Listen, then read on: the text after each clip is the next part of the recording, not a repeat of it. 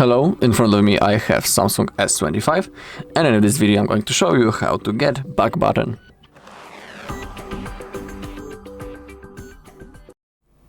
Alright, so to enable it, we need to open up our settings. Of course, this video is for people who have the navigation, the gestures navigation method selected as a default one. So now we need to open up the settings. Once we are here, scroll down into the display.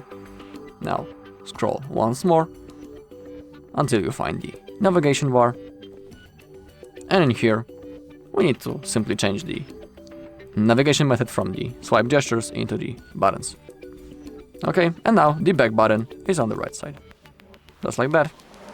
When we click on it, we simply go back. Alright, and that's all in this video. Thank you all for watching. If you found this video helpful, please leave a like, comment and subscribe.